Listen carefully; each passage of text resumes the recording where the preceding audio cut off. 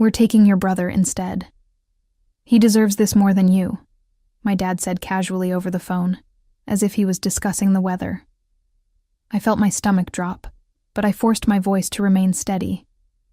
You're always flying around for work anyway. Noah needs this break. I gripped the phone tighter, staring at the wall of my Charlotte apartment, where I'd pinned the detailed itinerary I'd spent months creating. First-class flights to London, 5-star hotels in Paris, private tours through Rome, all of it paid for with my own money, planned with meticulous care to thank the 2 people who had supported my career as a graphic designer. That's okay, Dad, I heard myself say, surprising even me with how calm I sounded. I hope you both have a wonderful time. My name is Vanessa Cortez, and I'm 33 years old. For the past 8 years, I've built a successful career designing marketing materials for Embergate Travel, one of the premier travel agencies in the Southeast. My work takes me around the country for client meetings and industry conferences, which my family has always seen as glamorous jet-setting, rather than the demanding professional commitment it actually is. The irony wasn't lost on me that my expertise in luxury travel had helped me plan what was supposed to be the perfect family vacation. 3 weeks in Europe, visiting London, Paris, and Rome. I'd used every connection I had to secure reservations at the most exclusive hotels, arranged private guided tours, and even booked us into Michelin-starred restaurants that typically had 6-month waiting lists. This trip was meant to be my gift to my parents, Harold and Patricia Cortez, who had worked double shifts at the textile factory for 20 years to put me through design school. While my brother Noah had dropped out of college after 1 semester and had been living in their basement ever since, they'd never stopped believing in my dreams. At least that's what I'd thought until 3 days ago. Now, as I hung up the phone, I felt something cold settle in my chest. Not anger exactly, but a strange clarity. They wanted to take Noah instead. The same Noah who hadn't held a steady job in 5 years? The same Noah who borrowed money from them constantly and never paid it back? The same Noah who had mocked my career choice, calling it making pretty pictures for rich people. Fine. They could take their precious son on the trip I'd planned and paid for. But what they didn't realize was that every single reservation, every hotel check-in, every tour booking required one thing they didn't have: my identification. My name was on everything, and in the luxury travel world, that meant everything. I walked to my laptop and opened my travel planning folder, a small smile playing at my lips for the first time in days. Growing up, the favoritism in our family wasn't subtle. While I spent my teenage years working part-time jobs to save for art supplies and college applications, Noah was given a car for his 16th birthday that he crashed within 3 months. When I graduated valedictorian and received a partial scholarship to design school, the family celebration lasted 1 evening. When Noah announced he was taking a gap year that turned into 5 years, my parents called it finding himself. I'd learned early that proving my worth meant working twice as hard for half the recognition. After college, I started at Embergate Travel as a junior designer, staying late every night to perfect my layouts and build client relationships. Within 3 years, I'd been promoted to senior designer, and by year 5, I was leading the creative department for our luxury travel division. My success had always been met with a mixture of pride and resentment from my family. My mother, Patricia, would brag to her friends about my accomplishments, but always with a disclaimer.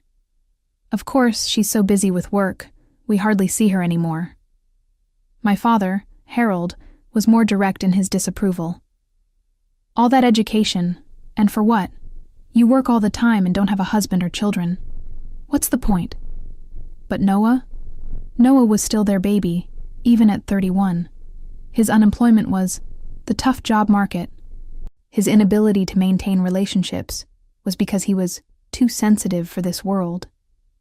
His constant need for financial support was just temporary. Always temporary. I'd planned this European vacation specifically to show them how much their support had meant to me, despite everything. I wanted to give them experiences they'd never dreamed of having. The presidential suite at the Langham in London, a private Seine river cruise in Paris, VIP access to the Vatican in Rome. Each detail had been carefully chosen to create memories that would last a lifetime. The planning had taken 6 months. I'd used my industry connections to secure reservations that money alone couldn't buy. My contact at the Langham had pulled strings to get us the same suite where British royalty stayed.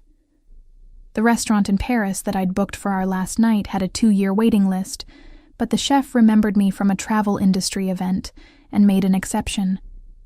Every confirmation email, every reservation number, every special request was filed under my name and linked to my passport information. In the luxury hospitality world, this wasn't just a formality, it was essential security protocol. These establishments catered to high-profile clients who valued privacy and exclusivity above all else. As I scrolled through my meticulously organized files, I realized that my parents' last-minute substitution wasn't just hurtful, it was logistically impossible. They would arrive in London expecting to check into hotels where the staff would have no record of Harold or Noah Cortez. They would show up for private tours that were booked exclusively for Vanessa Cortez and confirmed guests. The trip they thought they were taking existed only in their imagination. The real trip belonged to me, and me alone. The morning after my father's phone call, I sat in my office at Embergate Travel, staring at my computer screen with a cup of coffee growing cold in my hands. My colleague and closest friend, Brooke Mitchell, knocked on my office door frame. "You look like someone stole your favorite design software," she said, settling into the chair across from my desk. "What's going on?" I explained the situation, watching Brooke's expression shift from confusion to outrage. She'd met my family at office holiday parties over the years and had witnessed firsthand how they treated me compared to Noah. "Wait, let me get this straight," Brooke said, leaning forward. "You planned and paid for an entire luxury European vacation for your parents, and they decided to take your deadbeat brother instead." "That about sums it up," I replied, surprised by how detached I felt from the words. "And everything is booked under your name?" "Everything. Hotels, tours, restaurant reservations, even the private driver service I arranged for ground transportation." Brooke was quiet for a moment, then a slow grin spread across her face. "You know what this means, right? That my family will have a very disappointing vacation?" "Vanessa, this is perfect. You have complete control over this situation." She pulled out her phone and started typing. "You know what you should do? Take that trip yourself. You've earned it more than anyone." The idea hadn't occurred to me, but as soon as she said it, I felt a surge of excitement. Why shouldn't I enjoy the vacation I'd planned and paid for? I'd been working nonstop for months, and I had the time off already approved. "I can't just abandon them in Europe," I said, though even as I spoke, I knew I was trying to convince myself more than her. "They abandoned you first," Brooke pointed out. "They made their choice. Now you get to make yours." That afternoon, I made a series of phone calls. First, I contacted each hotel to confirm that my identification would be required for check-in, explaining that there had been some confusion about the guest list. The concierge at the Langham was particularly helpful, noting in their system that only I was authorized to make changes to the reservation.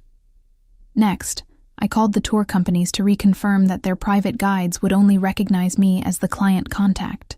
The Vatican tour coordinator was especially strict about this, explaining that their exclusive access required background checks that were tied to specific passport numbers. Finally, I booked myself a flight to Iceland, a destination I'd always wanted to visit but never had time for. I found a gorgeous suite at a boutique hotel in Reykjavik with views of the Northern Lights. It would be my own private celebration, far from the drama my family was about to encounter. As I finalized my Iceland reservations, I felt something I hadn't experienced in years, complete peace with my decisions.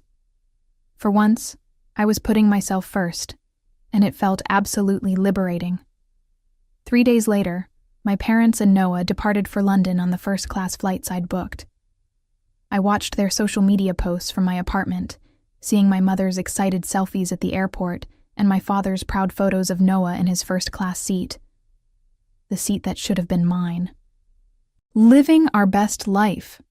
My mother had captioned a photo of the three of them in the airport lounge. So grateful for this amazing opportunity. No mention of who had made that opportunity possible, of course. I was scheduled to fly to Iceland the next morning, giving me a full day to make some final adjustments to their European adventure. I spent the morning calling each establishment on their itinerary, not to cancel, that would be too obvious, but to clarify their very strict identification policies. Just to confirm, I said to the manager at Le Bristol in Paris, if someone shows up claiming to be checking in for the Cortez reservation, but doesn't have matching identification, you won't be able to accommodate them, correct? Absolutely not, Miss Cortez, he replied crisply. Given the level of security we maintain for our VIP guests, we cannot make any exceptions. Only the person whose name and passport match our reservation will be granted access. I made similar calls to the hotel in Rome, the private tour companies, and even the Michelin-starred restaurants. Each conversation confirmed what I already knew. My family was about to discover that luxury travel operates on a completely different level than their usual vacation planning. By evening, I felt a strange mix of anticipation and melancholy. Part of me hoped they would somehow figure it out, call me, apologize, and ask me to join them.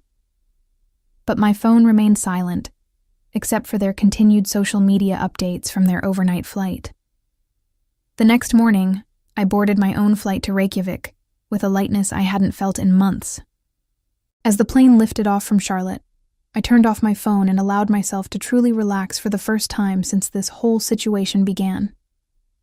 Meanwhile, my family was landing at Heathrow Airport, completely unaware of what awaited them. I learned later what happened from a series of increasingly frantic voicemails they left on my phone, which I didn't check until I was safely ensconced in my Icelandic hotel suite. The first message was from my mother, recorded at 3 p.m. London time. Honey, there's been some sort of mix-up at the hotel. They're saying they don't have a reservation for us, even though we have the confirmation email you sent. Can you call them and sort this out? The second message, an hour later, was from my father. Vanessa, this is ridiculous. We've been to 3 hotels now, and all of them are claiming they only have a reservation for you. Obviously, there's been some computer error. We need you to fix this immediately. By 6 p.m., Noah had left his own message, and for the first time in years, he wasn't speaking to me with his usual condescending tone. Vanessa, look, I know we haven't always gotten along, but we're really stuck here. Can you please help us figure out what's wrong with these reservations? We're tired, we're frustrated, and honestly, we don't know what to do. The messages continued throughout their first day in London. They'd tried showing up at the Langham with printed confirmations, but the concierge politely explained that without my passport and physical presence, they could not access the reservation. The same thing happened at every backup hotel they tried. By their second day, the tone of the messages had shifted from confusion to panic. They'd spent the night in a budget hotel near the airport that had cost them more than they'd ever spent on accommodation before. Their romantic European adventure was turning into an expensive nightmare. Vanessa, we don't understand what's happening. My mother's voice was tearful on message number 12. We just need you to call us back. Please. We're your parents. But I was busy enjoying the most peaceful vacation of my adult life, watching the northern lights dance across the Icelandic sky from my private hot tub, finally understanding what it meant to put myself first. By day 3 of their European adventure, my family's social media posts had taken on a decidedly different tone. Gone were the excited selfies and grateful captions. Instead, there were frustrated posts about travel company incompetence and vacation disasters. I was exploring the stunning Gullfoss waterfall when I finally checked my phone and found 27 missed calls and 41 text messages. The progression of their messages told a story of increasing desperation. Day 1 in London. Small hiccup with hotel reservations, but we're figuring it out. Day 2 in Paris. Having trouble with our accommodations again. Seems like there's some issue with the booking system. Day 3, also in Paris. This trip has been a complete disaster. Nothing is working the way it's supposed to. The most telling message came from Noah, sent at 2 a.m. Paris time. Vanessa, I know you're mad at us, but this isn't fair. Mom and Dad spent their entire vacation fund on flights to get here, and now we're stuck staying in hostels because nothing else is available. Please just tell us how to access the hotels you booked. I sat on a bench overlooking the waterfall, reading message after message, and felt something I didn't expect, a tiny pang of guilt. But then I remembered my father's dismissive tone when he'd called to uninvite me from my own vacation. He deserves this more than you. The guilt evaporated quickly. The truth was, they had options. They could have called me on day one, apologized, and asked for help. I might have been willing to work something out. But instead, they'd assumed they could simply take over my carefully planned vacation without consulting me. And when things went wrong, their first instinct was to demand that I fix their mess rather than acknowledge their mistake. Their messages revealed just how little they understood about the vacation I'd planned. They'd tried to check into hotels by showing confirmation emails on their phones, not realizing that luxury establishments required the original cardholder to be present. They'd shown up for private tours expecting to be welcomed with open arms, not understanding that exclusive services were booked specifically for individual clients. The restaurant reservations were perhaps the most telling example of their misunderstanding. They'd arrived at Le Jules Verne in the Eiffel Tower, expecting to be seated for the dinner I'd booked. When the maitre d' explained that the reservation was specifically for Mademoiselle Cortez and her party, and that without her presence they could not honor the booking, Noah had apparently caused a scene. He demanded to speak to the manager, my mother had texted. He told them we were your family and that should be enough. They were very polite but firm. We ended up eating at a cafe that cost us €80 for sandwiches. Reading this, I actually laughed out loud, startling a group of Icelandic ponies grazing nearby. Noah, who had spent years mocking my work in the travel industry, had just learned firsthand how that industry actually operated. Connections and relationships mattered. Reputation and trust were everything. You couldn't simply show up and expect to receive services that had been carefully arranged for someone else. By day 4, their messages had become increasingly accusatory. My father's text at 3 a.m. was particularly harsh. This is childish, Vanessa. We raised you better than this. Your mother is crying because we can't even afford to change our flights home. We're stuck here for 6 more days with nowhere to stay and no money left. But that final message revealed something important. They still hadn't once acknowledged that they'd done anything wrong. They hadn't apologized for excluding me from the trip I'd planned and paid for. They were only sorry that their plan to take advantage of my generosity hadn't worked out the way they'd expected. On my 5th day in Iceland, I was soaking in the Blue Lagoon when I received a call from an international number I didn't recognize. Against my better judgment, I answered. Miss Cortez? This is James Wellington from the concierge desk at the Langham London. I hope I'm not disturbing you. Not at all, James. How can I help you? Well, this is rather delicate, but we've had some individuals claiming to be your family members attempting to access your reservation for the past 4 days. They've become quite insistent, and frankly, rather aggressive with our staff. I felt my cheeks warm, and not just from the geothermal water. I'm so sorry about that. I should have contacted you directly to let you know I wouldn't be honoring that reservation. No need to apologize, Miss Cortez. We're quite accustomed to handling these situations. However, I wanted to ask if you'd like us to continue our current policy of not acknowledging any connection to your reservation when they return. The question hung in the air. James was essentially asking if I wanted to maintain my family's suffering, or if I was ready to show mercy. For a moment, I considered telling him to help them, to transfer the reservation somehow. But then I remembered not just the phone call that had started this, but years of similar treatment. Every family dinner where Noah's failures were excused, while my successes were minimized. Every holiday where I was expected to be grateful for the bare minimum, while Noah received praise for showing up at all. I appreciate your discretion, James. Please continue with your current approach. Very good, Miss Cortez. I hope you're enjoying your time in Iceland. After hanging up, I realized that someone at the Langham had clearly done their research to track me down in Iceland, probably noting my social media posts or using their industry connections. The fact that they'd reached out showed just how difficult my family had been for their staff. That evening, I received a different type of message. My mother had somehow gotten hold of my work email and sent me a long, rambling note that started with anger but descended into something close to pleading. Vanessa, I don't know what's gotten into you, but this needs to stop. Your father and I have spent our entire retirement savings on this trip, and Noah took unpaid time off from his new job to come with us. We're staying in horrible places and eating terrible food because we can't afford anything decent. I know we should have talked to you before making the change, but we thought you'd understand.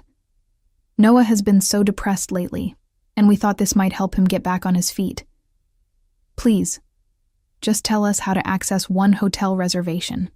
Just one night in a decent place. That's all we're asking. Reading this message, I finally understood what had really happened.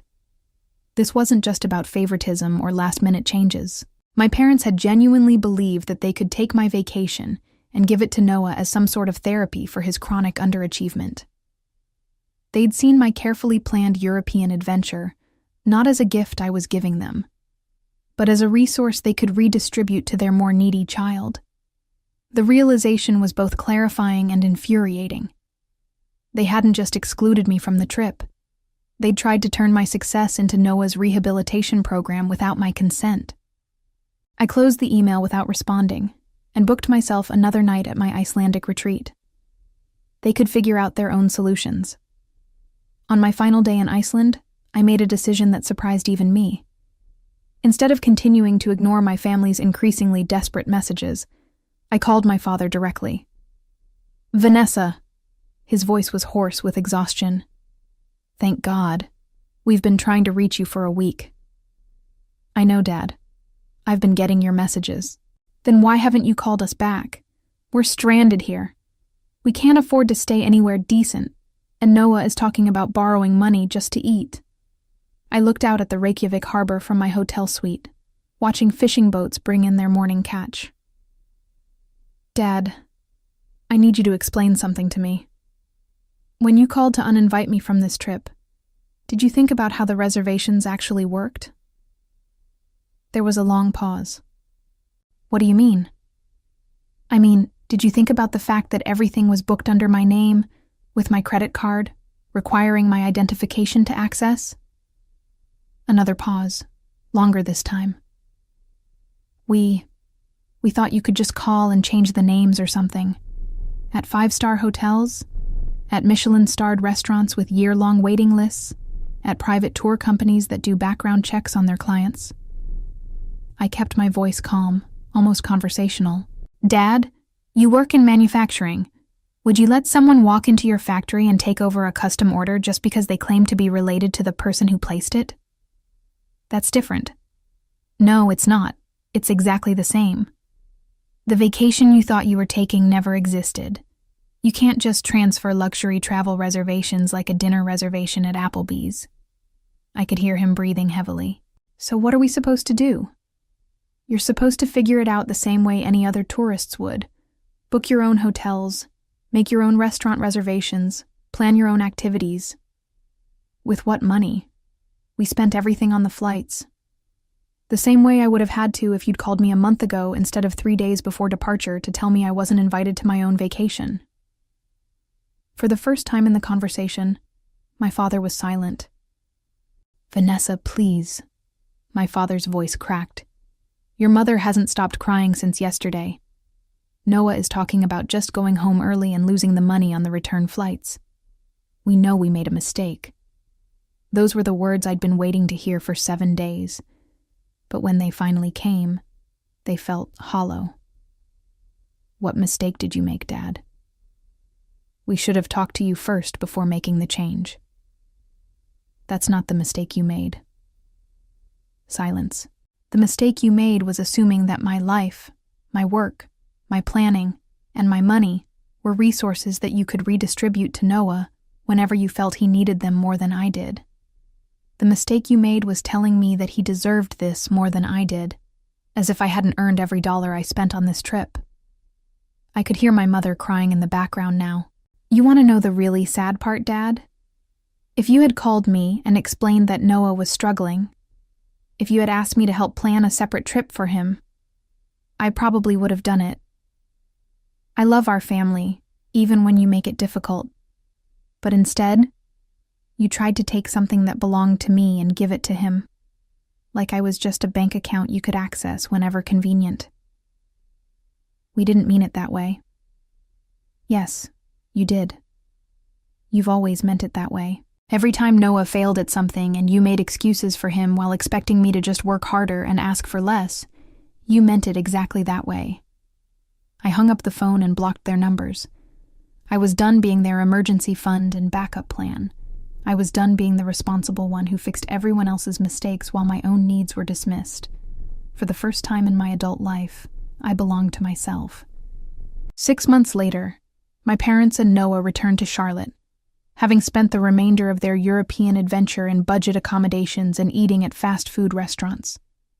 They'd managed to see some sights and take some photos, but their luxury vacation had become an expensive lesson in assumption and entitlement.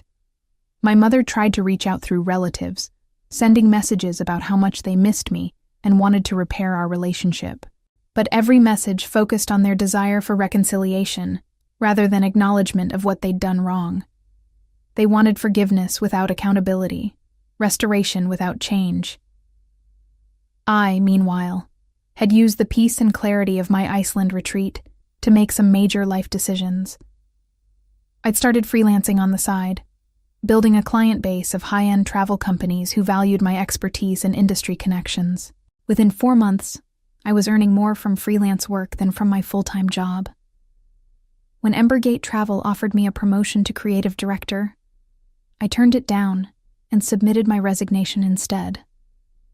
My freelance business, Wanderlust Design Studios, was ready to launch with 3 major clients already signed. Brooke, who had become my business partner in the new venture, often asked if I regretted how things had played out with my family. The answer was always no.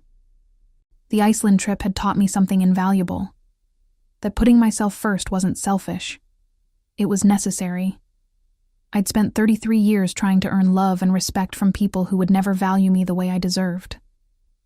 Now I was building a life surrounded by clients and colleagues who appreciated my skills, respected my boundaries, and understood that relationships should be built on mutual regard, rather than one-sided sacrifice. My parents still lived in Charlotte, and Noah still lived in their basement. They'd learned nothing from their European disaster, except that I was more capable of standing up for myself than they'd ever imagined. In a strange way, I was grateful for that discovery. Sometimes you have to lose everything you thought you wanted to realize what you actually needed. As I reflected on my journey from that painful phone call to building my own successful business, I understood that the best revenge hadn't been leaving them stranded in Europe. It had been learning to value myself enough to walk away from people who refused to see my worth,